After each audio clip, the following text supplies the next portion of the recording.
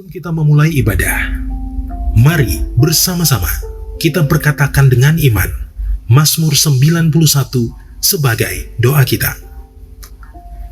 Dalam lindungan Allah, orang yang duduk dalam lindungan yang maha tinggi dan bermalam dalam naungan yang maha kuasa akan berkata kepada Tuhan, tempat perlindunganku dan kubu pertahananku, Allahku yang kupercayai.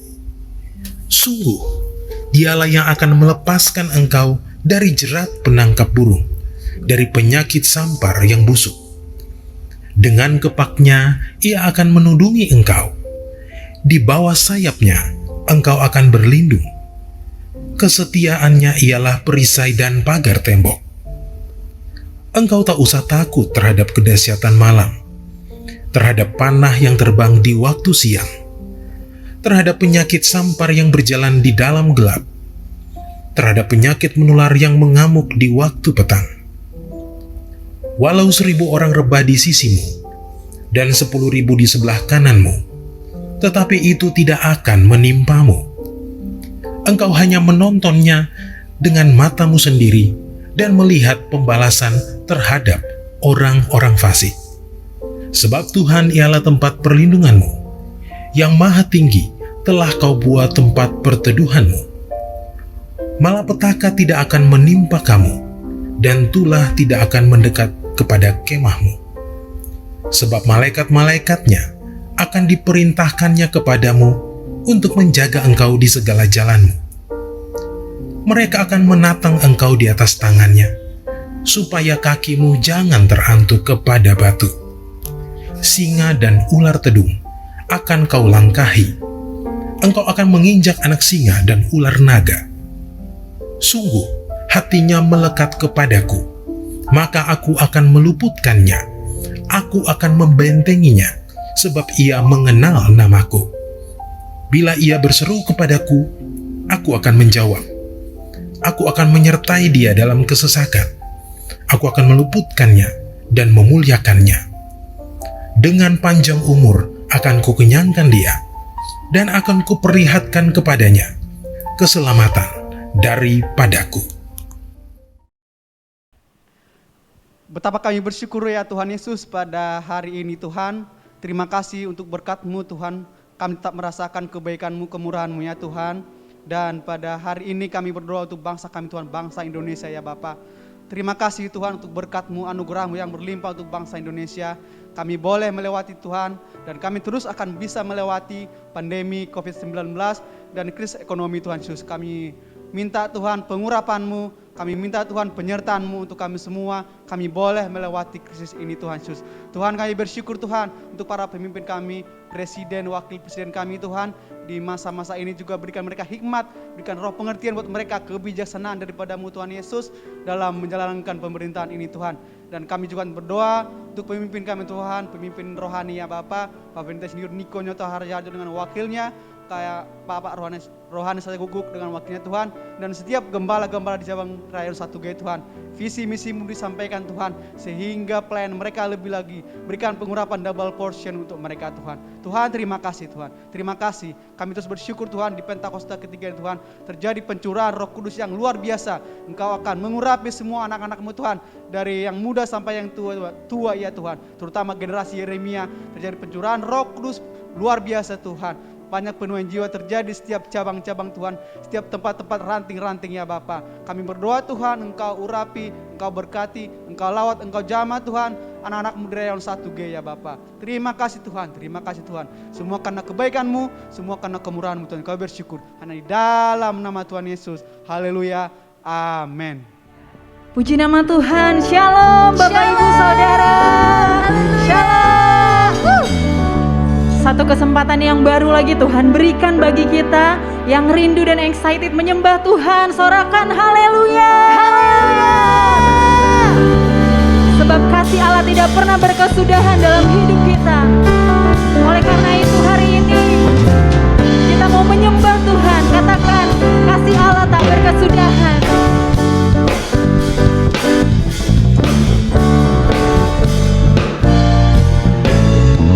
Kasih Allah tak berkesudahan.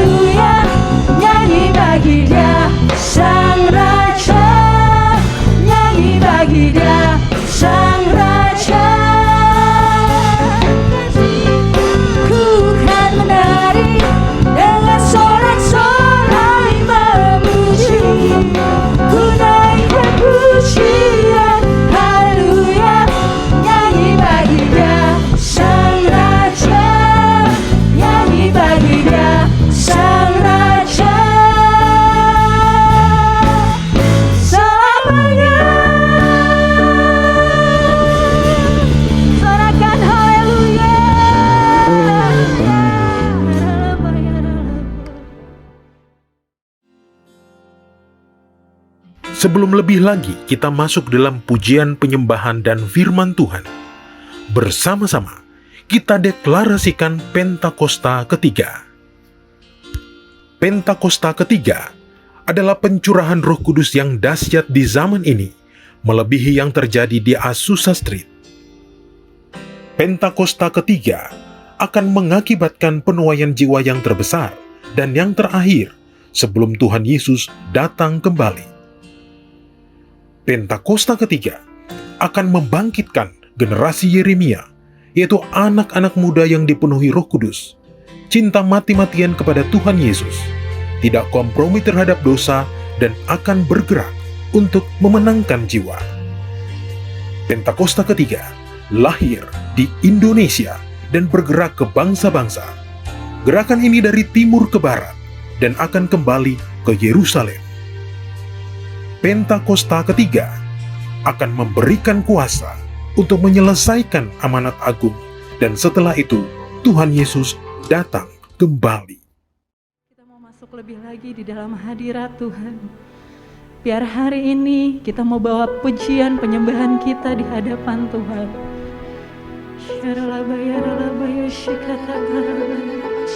Terima kasih Tuhan.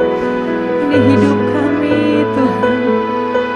Pujilah setiap hati kami Tuhan.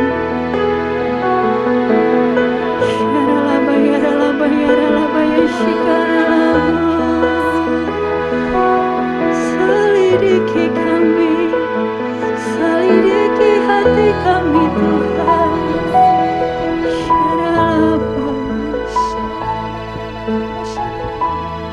Pujilah aku Tuhan, cobalah aku Tuhan, selidiki batinku dan hatiku,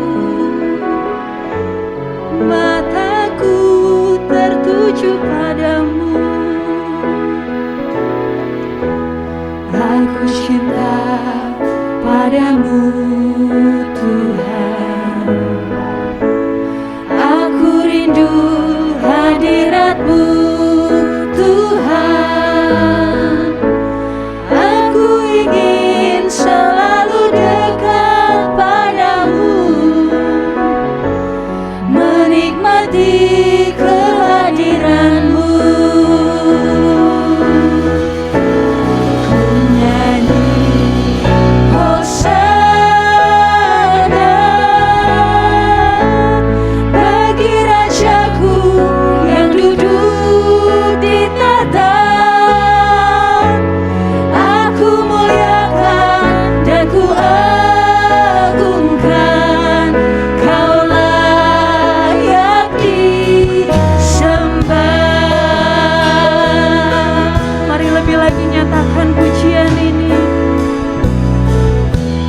Pujilah aku Tuhan, cobalah aku Tuhan, selidiki batinku dan hatiku, mataku tertuju padamu. Aku cinta padamu Tuhan, aku rindu hadirat-Mu Tuhan, aku ingin selalu dekat padamu, menikmati kehadiran-Mu. Katakan haleluya.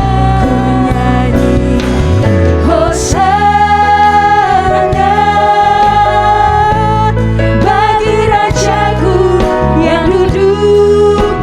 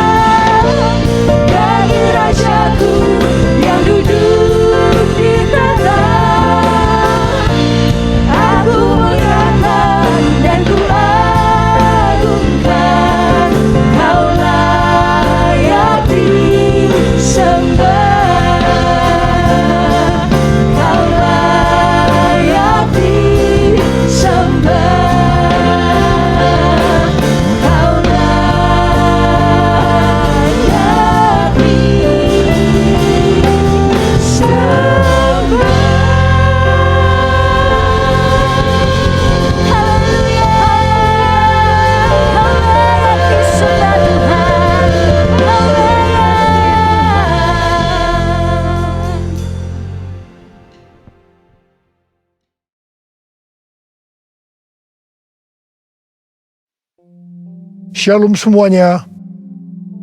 Kita baru saja memasuki tahun yang baru, yaitu tahun 2022. Kita baru saja meninggalkan tahun 2021, tahun integritas, the year of integrity, di mana Tuhan menekankan agar kita hidup berintegritas, yang artinya semakin menyerupai dengan gambar Yesus.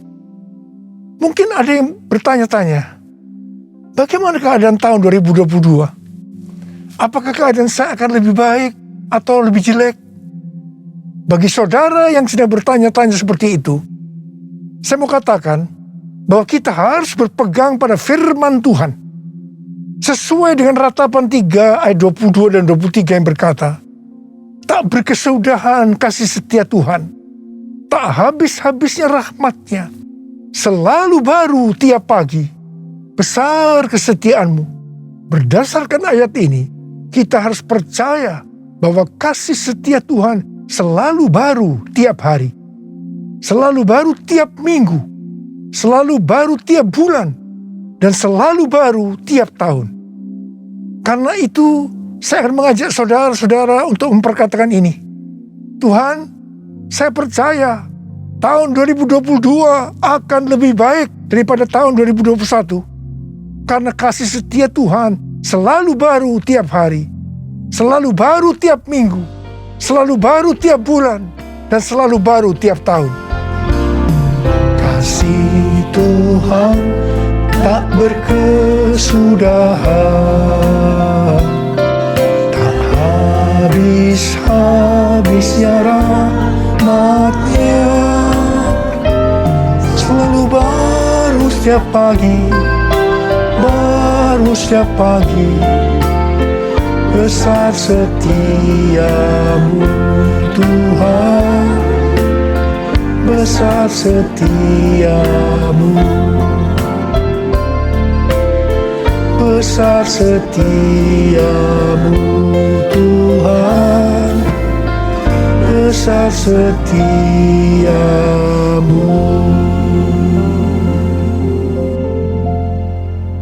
Dasar kita percaya bahwa tahun 2022 akan lebih baik daripada tahun 2021 karena Ratapan 3 ayat 24 berkata, Tuhan adalah bagianku, kata jiwaku. Oleh sebab itu, aku berharap kepadanya. Jadi karena kita akan selalu berharap kepadanya, maka kita akan berkata bahwa tahun 2022 akan lebih baik dibanding tahun 2021. Apa yang terjadi kalau kita berharap kepadanya? Yang pertama, sesuai dengan Yesaya 40 ayat 30 dan 31, maka orang yang berharap kepada Tuhan akan mendapatkan kekuatan yang baru, yang akan melebihi kekuatan orang-orang muda. Mereka seumpama Raja Wali yang naik terbang dengan kekuatan sayapnya. Mereka berlari dan tidak menjadi lesu. Mereka berjalan dan tidak menjadi lelah. Haleluya! Orang yang berharap Tuhan diperbarui kuatnya, terbang naik dengan sayap Raja Wali. Berlari tiada penat, berjalan tiada lelah. Ajarku harap Kau Tuhan, ajarku harap Kau Tuhan, ajarku harap Kau Tuhan. Yang kedua, hal yang terjadi kalau kita berharap kepadanya sesuai dengan Mazmur 37 ayat 23 dan 24 yang berkata, Tuhan menetapkan langkah-langkah orang yang hidupnya berkenan kepadanya. Apabila ia jatuh, tidaklah sampai tergeletak, sebab Tuhan menopang tangannya. Orang yang hidupnya berkenan kepada Tuhan adalah orang yang berharap kepada Tuhan. Bagi orang yang seperti itu, Tuhan akan menetapkan langkah-langkahnya. Dan apabila ia jatuh, tidaklah sampai tergeletak, sebab Tuhan menopang tangannya. Perlu dicatat, sebagai orang-orang yang berkenan kepada Tuhan, kita bisa jatuh ke dalam berbagai macam kegagalan dan masalah. Tetapi Alkitab berkata, kita bisa jatuh, tetapi tidak sampai tergeletak, sebab Tuhan menopang tangan kita. Tuhan menetapkan langkah-langkah orang yang hidupnya berkenan kepadanya. Apabila ia jatuh, tak sampai tergeletak, sebab Tuhan menopang tangannya. Tangannya, oh tangannya, sebab Tuhan menopang tangannya. Apabila ia jatuh, tak sampai tergeletak, sebab Tuhan menopang tangannya. Sebab Tuhan menopang tangannya. Sebab Tuhan menopang tanganku. Sebab Tuhan menopang tanganku. Yang ketiga, hal yang terjadi kalau kita berharap kepadanya adalah sesuai dengan Yeremia 17 ayat 7 dan 8 yang berkata, diberkatilah orang yang mengandalkan Tuhan, yang menaruh harapannya pada Tuhan. Ia akan seperti pohon yang ditanam di tepi air, yang merambatkan akar-akarnya ke tepi batang air, dan yang tidak mengalami datangnya panas terik, yang daunnya tetap hijau, yang tidak khawatir dalam tahun kering, dan yang tidak berhenti menghasilkan buah. Haleluya! Yang keempat, hal yang akan terjadi kalau kita berharap kepadanya sesuai dengan Mazmur 32 ayat 8 dan Mazmur 33 ayat 18, bahwa mata Tuhan tertuju kepada mereka yang takut akan Dia, kepada mereka yang berharap akan kasih setianya.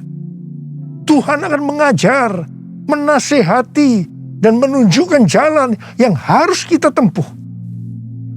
Tuntunan Tuhan ini akan kita mengerti hanya kalau mata kita tertuju kepada Dia. Alasan yang kedua, mengapa kita berkata kalau tahun 2022 akan lebih baik daripada tahun 2021? Karena hati kita melekat kepada Tuhan. Karena kita hidup intim dengan Tuhan.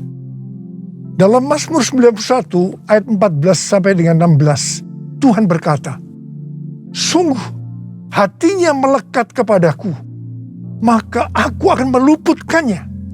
Aku akan membentenginya, sebab ia mengenal namaku. Bila ia berseru kepadaku, aku akan menjawab. Aku akan menyertai dia dalam kesesakan. Aku akan meluputkannya dan memuliakannya. Dengan panjang umur akan kukenyangkan dia, dan akan kuperlihatkan kepadanya keselamatan daripadaku. Jadi, kalau hati kita tuh melekat kepada Tuhan, kalau kita hidup intim dengan Tuhan, maka yang pertama, Tuhan akan meluputkan dan membentengi kita terhadap sakit penyakit, panah api dari si jahat, jerat penangkap burung, kedahsyatan malam, atau terror of the night yang berbicara tentang penculikan, perampokan, pemerkosaan, pembunuhan, terorisme, peperangan. Hal yang kedua, Tuhan akan menjawab ketika kita berseru pada masa kesesakan. Dan yang ketiga, Tuhan akan memuliakan kita. Yang keempat, Tuhan akan memberikan panjang umur dengan berkat yang melimpah. Dan yang kelima, Tuhan akan memberikan keselamatan. Haleluya! Bless the Lord, oh my soul, oh my soul, worship His holy name. Sing like never before, soul, I worship your holy name. Bless the Lord, oh my soul, oh my soul, worship his holy name. Sing like never before, oh my soul, I worship your holy name. I worship your holy name. I worship your holy name. Tuhan menuntun kita untuk memasuki tahun 2022 dengan memberikan tema bahwa tahun 2022 adalah tahun paradigma yang baru. The year of new paradigm. Definisi paradigma menurut Kamus Besar Bahasa Indonesia adalah model dan juga kerangka berpikir. Definisi paradigma menurut Westminster Dictionary of Theological Terms bahwa paradigma berarti contoh, pola, model, dan istilah ini sering dipakai untuk menunjukkan cara berpikir dalam teologi ketika bahan-bahan dikumpulkan dan diatur dalam satu pola atau cara tertentu seperti dalam doktrin. Tuhan memberikan ayat emas untuk tema ini, yaitu Yesaya 43 ayat 18 sampai dengan 21 dan Filipi 3 ayat 13 dan 14. Dalam Yesaya 43 ayat 14 sampai dengan 21, Tuhan berkata bahwa dulu orang Israel dibebaskan dari kejaran Firaun dan pasukannya dengan cara Firaun dan pasukannya mati di tengah-tengah Laut Merah. Tetapi sekarang orang Israel akan dibebaskan dari Babel dengan cara yang berbeda. Tuhan berkata, jangan ingat hal-hal yang dulu. Sekarang aku hendak membuat sesuatu yang baru. Kalau dulu Allah menyelamatkan Israel lewat jalan laut, sekarang Allah menyelamatkan Israel dengan cara yang baru. Allah akan menyelamatkan mereka lewat jalan di padang gurun dan sungai di padang belantara. Ini adalah paradigma yang baru. Bagian Tuhan adalah memberikan paradigma yang baru. Yang ada sesuatu yang baru, yaitu membuat jalan di padang gurun dan sungai di padang belantara, di mana pada waktu itu hal ini tidak mungkin bisa dikerjakan oleh manusia. Tetapi bagi Tuhan tidak ada yang mustahil. Katakan amin. Tujuan Allah menyelamatkan Israel dari Babel, yaitu karena mereka umat pilihan Tuhan. Dan yang ditetapkan untuk memberitakan kemasyhuran namanya. Demikian juga bagi kita, umat pilihan Tuhan. Pada tahun 2022 ini, Tuhan akan menolong dan membebaskan kita dari masalah-masalah yang terjadi dalam seluruh aspek kehidupan kita. Apakah itu sakit penyakit, keluarga, pelayanan, bisnis, masa depan, dengan cara-cara yang baru atau paradigma yang baru. 1 Korintus 2 ayat 9 berkata, tetapi seperti ada tertulis, apa yang tidak pernah dilihat oleh mata, dan tidak pernah didengar oleh telinga, dan yang tidak pernah timbul dalam hati manusia. Semua yang disediakan Allah untuk mereka yang mengasihi Dia. Apa yang Tuhan minta untuk kita lakukan? Kita harus memberitakan kemasyhurannya. Kita harus menyelesaikan amanat agung dalam era Pentakosta ketiga ini.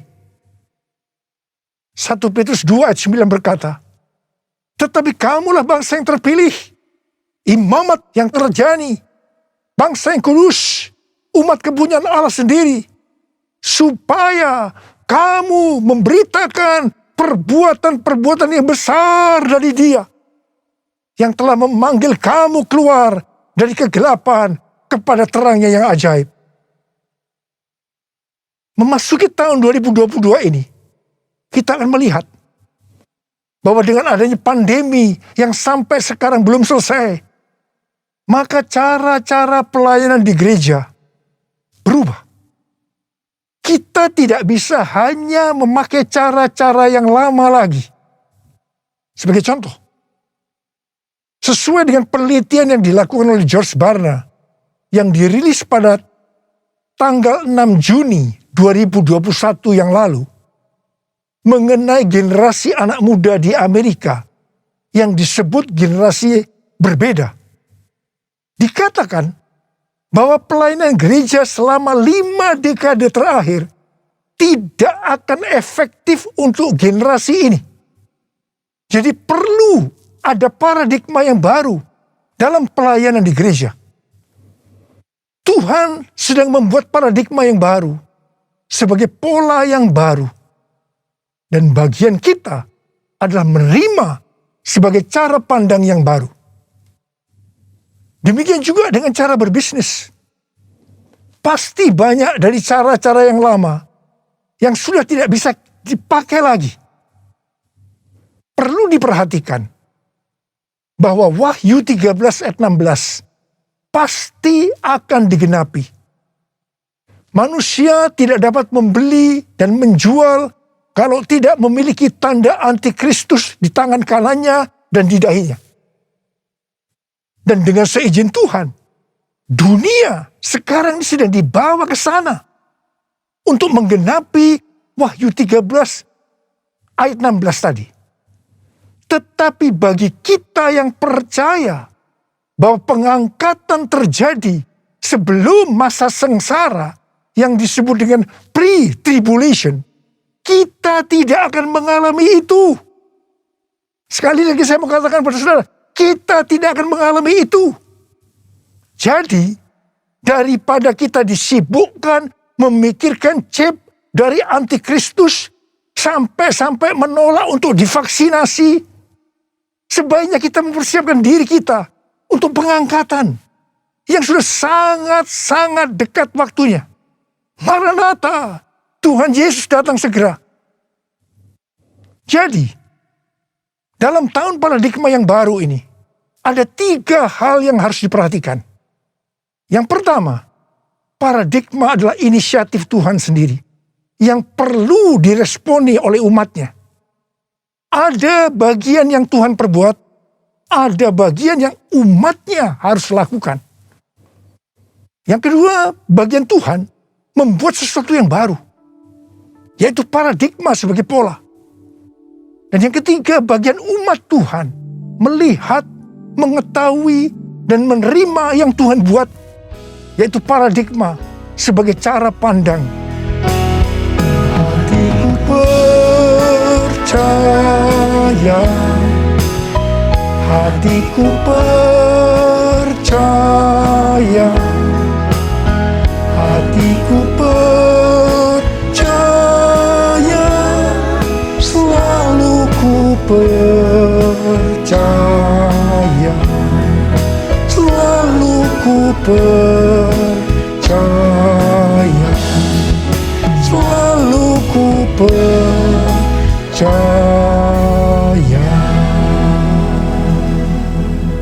Sesuai dengan Filipi 3 ayat 7 sampai dengan 9, dikatakan titik tolak perubahan paradigma Paulus terkait dengan masa lalunya adalah karena pengenalan akan Kristus Yesus.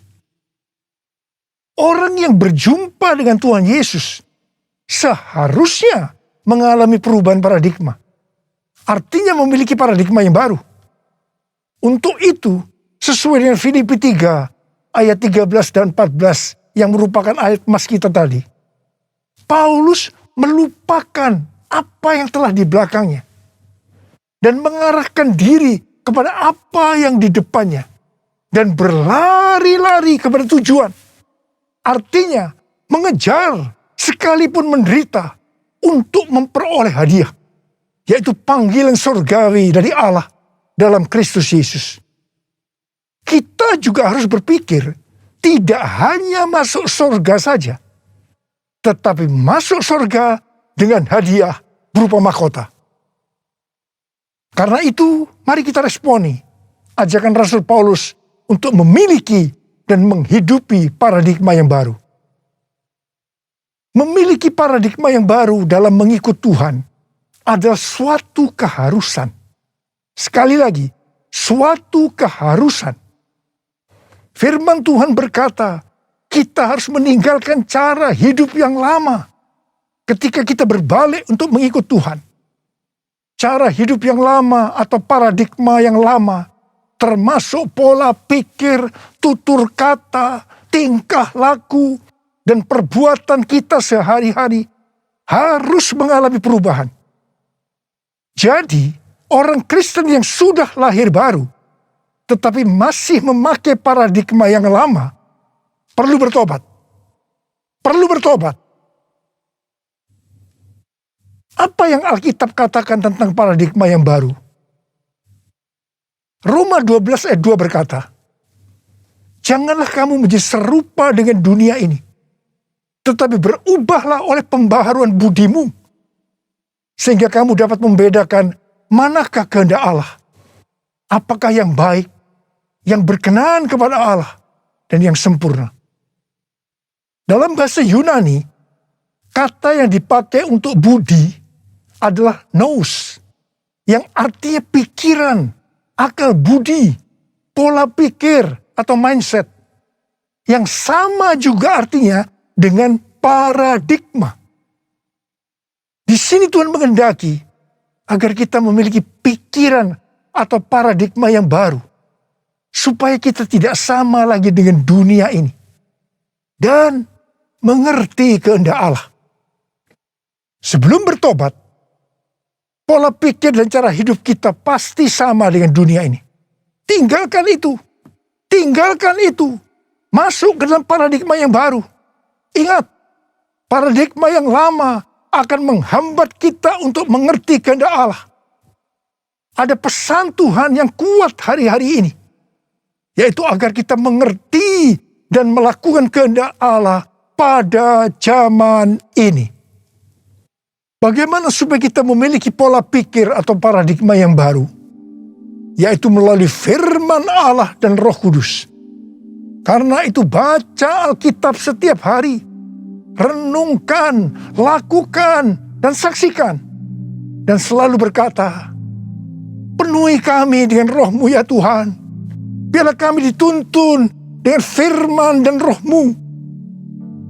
Pada akhirnya, diingatkan bahwa paradigma yang lama, yaitu pola pikir duniawi yang berdampak kepada kehidupan duniawi, akan berujung kepada kebinasaan, akan kehilangan keselamatan.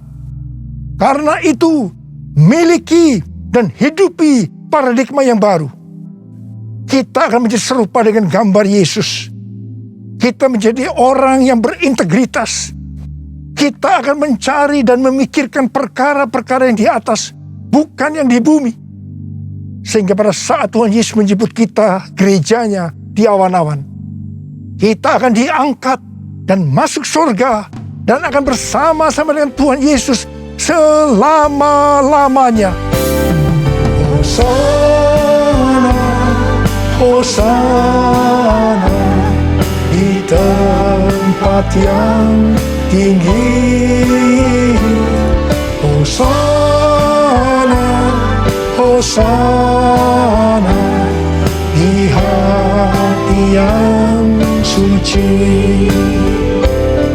Hosana, Hosana, di tempat yang tinggi.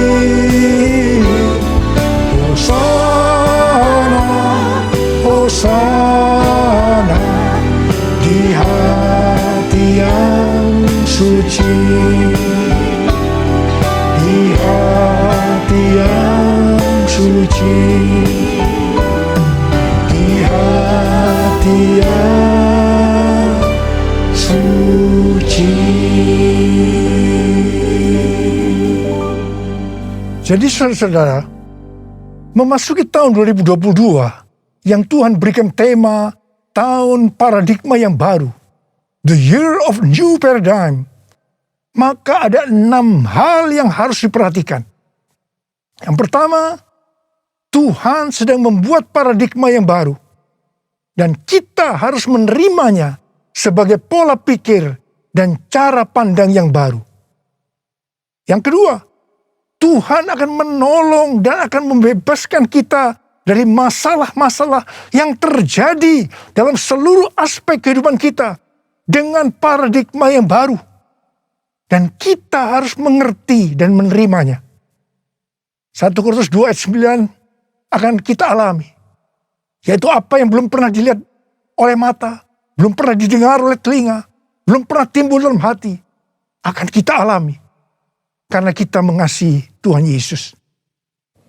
Tuhan mengingatkan kita, ini yang ketiga, sebagai orang Kristen yang sudah lahir baru, agar kita meninggalkan kehidupan duniawi yang disebut dengan paradigma yang lama, untuk masuk dalam paradigma yang baru, yaitu kehidupan surgawi. Yang keempat, untuk itu kita harus melupakan apa yang ada di belakang kita, yaitu kehidupan duniawi, dan mengarahkan diri kita kepada apa yang ada di hadapan kita, yaitu kehidupan surgawi, dan berlari-lari kepada tujuan, yang artinya mengejar sekalipun menderita untuk memperoleh hadiah berupa mahkota. Kita harus berpikir tidak hanya masuk surga saja, tetapi masuk surga dengan mendapatkan mahkota. Katakan amin. Yang kelima, kita harus meminta kepada Tuhan agar dipimpin dengan firman dan rohnya, supaya kita bisa memahami dan menghidupi paradigma yang baru. Yang keenam, dengan adanya paradigma yang baru ini, apa yang Tuhan minta kepada kita untuk dilakukan? Yaitu supaya kita memberitakan perbuatan-perbuatan yang besar dari Dia yang telah menyelamatkan kita, supaya dalam era Pentakosta ketiga ini kita menyelesaikan amanat agung, dan setelah itu Tuhan Yesus datang kembali. Ku mau selalu bersyukur, selalu bersyukur, Kau Tuhan yang setia, yang selalu menopang. Ku mau selalu bersyukur, selalu bersyukur, Kau Bapa-Ku yang setia. Sekali lagi, ku mau selalu bersyukur, selalu bersyukur, Kau Tuhan yang setia, yang selalu menopang. Ku mau selalu bersyukur, selalu bersyukur, Kau Bapa-Ku yang setia. Mari angkat tangan saudara, kita sembah Dia. Rialah basyara bara bara bara bara. Oh rialah bara bara bara bara bara bara. Oh bara bara bara bara bara bara. Oh bara bara bara. Kami mau selalu bersyukur ya Tuhan, meninggalkan tahun 2021. Kami bersyukur apapun kami alami, enak maupun tidak enak, kami selalu bersyukur kepada Tuhan. Dan kami akan memasuki tahun 2020 sekarang ini Tuhan. Kami bersyukur Tuhan. Terima kasih Bapa, urapi kami. Urapi kami semua Tuhan memasuki tahun 2022 ini Tuhan. Supaya kita semua bisa memahami dan menghidupi paradigma yang baru. Sekarang terimalah. Terima pengurapan Tuhan. Terima.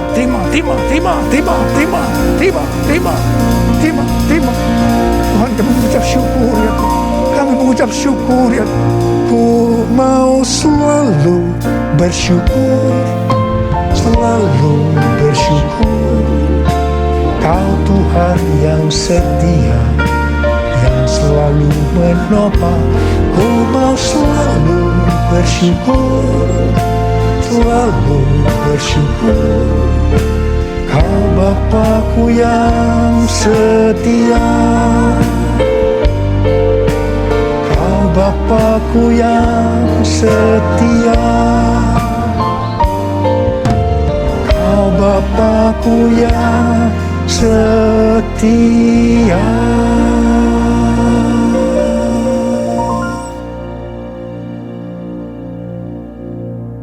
Mari saudara-saudara, kita akan masuk dalam perjamuan kudus. Ini adalah perjamuan kudus yang pertama dalam tahun yang baru, tahun 2022 ini. Kita akan mengingat ayat ini. Sebab setiap kali kamu makan roti ini dan minum cawan ini, kamu memberitakan kematian Tuhan sampai Ia datang. Perjamuan kudus adalah perjamuan Tuhan Yesus sendiri. Setiap kali kita masuk dalam perjamuan kudus, Tuhan Yesus selalu berkata kepada kita, biarlah ini menjadi peringatan akan daku. Peringatan akan daku. Karena itu mari saudara-saudara, kita tundukkan kepala, kita arahkan hati kita kepada kebaikan Tuhan. Apa yang telah Tuhan Yesus perbuat dalam hidup ini? Supaya kita lebih mengasihi Tuhan Yesus. Kita supaya lebih mengasihi satu dengan yang lain. Bapa, siapakah kami sebelum kami mengenal Engkau? Kami semua orang berdosa. Upah dosa adalah maut, mati. Tapi Engkau yang tidak berdosa telah dijadikan dosa oleh karena kami. Engkau harus turun dari surga mulia, menjelma menjadi manusia, mati ganti kami dengan penderitaan yang luar biasa. Tuhan, terima kasih. Terima kasih buat kebaikan Tuhan. Terima kasih buat kebaikan Tuhan. Ya Tuhan, Kau jadikan kami sebagai anak-anak-Mu. Kau tuntun, Kau bela, Kau lindungi. Kau sembuhkan kami, Kau berikan kepada kami visi-visi yang baru memasuki tahun yang baru ini Tuhan. Engkau tegur juga kalau kami salah. Itu Engkau ya Aba. Itu Engkau ya Aba. Saudara, Tuhan akan memberkati kita semua melalui perjamuan kudus. Tapi Tuhan mau kita makan dan minum dengan cara yang benar. Karena itu, mari masing-masing berdoa, introspeksi. Kita baru saja meninggalkan tahun yang lama, tahun 2021. Memasuki tahun yang baru, tahun 2022. Mari, kalau ada hal-hal yang belum diselesaikan selama ini dengan Tuhan, memasuki tahun yang baru, kita selesaikan sekarang ini. Kita minta ampun kalau ada hal-hal yang menyedihkan hatinya Tuhan. Kita minta ampun. Ampuni saya Tuhan. Ampuni, katakan begitu. Katakan, ampuni saya Tuhan. Ampuni saya. Tuhan, ampuni kami semua Tuhan. Ampuni kami semua. Kau melihat anak-anak-Mu semua yang sedang meminta ampun padamu. Ampuni Tuhan. Berkati mereka memasuki tahun yang baru. Tahun 2022. Tahun paradigma yang baru ini. Ya Bapa, ya Bapa, ya Bapa. Ya Bapa, ya Bapa. Terima kasih, terima kasih. Terima kasih. Tuhan, terima kasih. Kau sudah mengampuni kami. Kau sudah mengampuni kami. Sekarang saudara-saudara, mari kita masuk dalam perjamuan kudus. Dengan hati yang penuh ucapan syukur. Dalam nama Yesus. Amin. Sekarang, mari kita angkat roti di tangan kanan kita tinggi-tinggi. Sebab apa yang telah kuteruskan kepadamu telah aku terima dari Tuhan. Yaitu bahwa Tuhan Yesus pada malam waktu Ia diserahkan mengambil roti. Dan sesudah itu Ia mengucap syukur atasnya. Dia memecah-mecahkannya dan berkata, inilah tubuhku yang diserahkan bagi kamu. Perbuatlah ini menjadi peringatan akan aku. Saudara dikasihi Tuhan, bukankah roti yang kita pecah-pecahkan ini adalah persekutuan kita dengan tubuh Kristus? Mari kita makan dalam nama Yesus.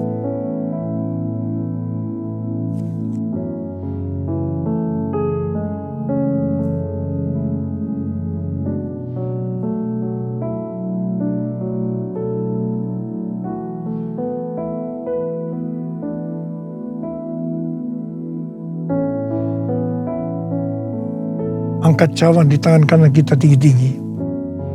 Demikian juga Ia mengambil cawan sudah makan lalu berkata, Cawan ini adalah perjanjian baru yang dimeteraikan oleh darahku. Perbuatlah ini. Setiap kali kamu meminumnya menjadi peringatan akan aku. Sudah dikasih Tuhan. Bukankah cawan pengucapan syukur yang atasnya kita ucapkan syukur adalah persekutuan kita dengan darah Yesus. Mari kita minum dalam nama Yesus.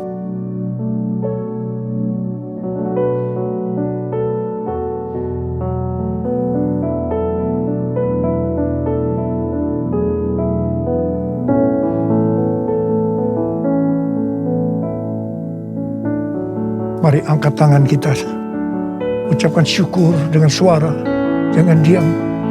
Jangan diam. Ucapkan syukur ya Tuhan. Terima kasih ya Tuhan.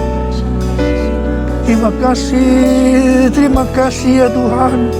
Terima kasih ya Tuhan. Terima kasih. Oh ralabaya ralabarabarabarabara. Tuhan, kamu berdoa buat anak-anakmu semua ya Tuhan. Mereka semua sedang mengangkat tangan di hadapan-Mu Tuhan. Kamu berdoa bagi yang sakit. Sembuhkan mereka ya Tuhan. Sembuhkan mereka. Sembuh dalam nama Yesus. Sembuh dalam nama Yesus. Terima mujizat Tuhan. Terima. Oh Tuhan, terima kasih. Katakan terima kasih. Katakan terima kasih buat kesembuhan. Buat pertolongan Tuhan. Buat pemulihan. Katakan terima kasih. Terima kasih. Terima kasih. Terima kasih. Terima kasih Yesusku. Terima kasih Yesusku. Puji syukur hanya bagi Tuhanku. Terima kasih Yesusku. Terima kasih Yesusku. Puji syukur hanya bagi Tuhanku. Terima kasih Yesusku. Terima kasih Yesusku. Puji syukur hanya bagi Tuhanku. Terima kasih Yesusku. Terima kasih Yesusku. Puji syukur hanya bagi Tuhanku. Puji syukur hanya bagi Tuhanku. Puji syukur hanya bagi Tuhanku. Terima kasih. Terima kasih Abba. Terima kasih. Terima kasih Abba. Terima kasih. Angkat tangan saudara. Terimalah berkat Tuhan. Kasih karunia yang berlimpah-limpah daripada Allah Bapa dalam Anak yang tunggal Yesus Kristus.